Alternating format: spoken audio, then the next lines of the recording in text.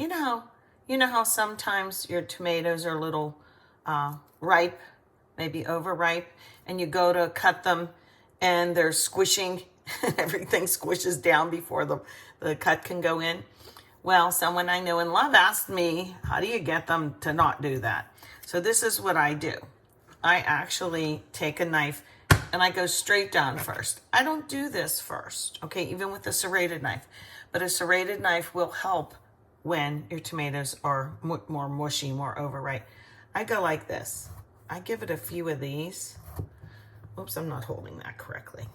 Okay, I do this across it. And then when I put the blade and the serrated part in, it's already half the battle and I can slice it down like that.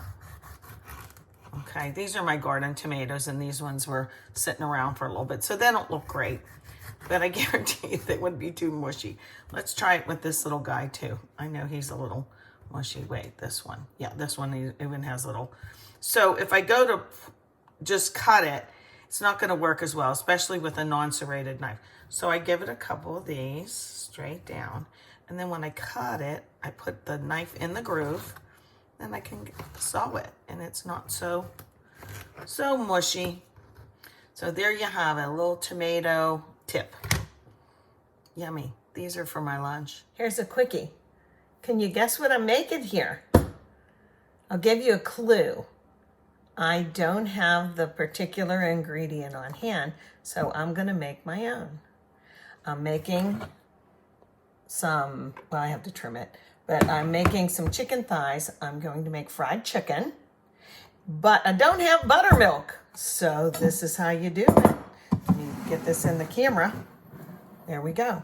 For every cup of buttermilk that you want to make, you add 1 tablespoon of white vinegar. So since I went 2 cups, I'm going to double it.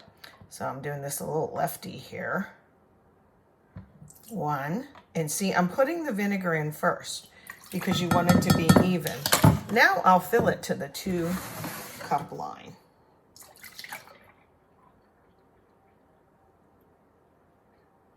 There we go. 2 cups. And you have to wait about 5 minutes. And you'll see a little bit of a difference there, okay? And by pouring the milk in, it stirred it up.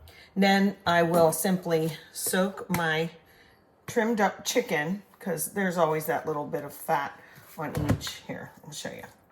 Like there's always fat there and there. I use boneless, skinless thighs. I'll put the buttermilk in, let it sit for a while, and then I'll put my self-rising flour in and do that, and then I'm just going to fry it. I haven't had anything deep fried in a while, so there you have it, how to make your own buttermilk.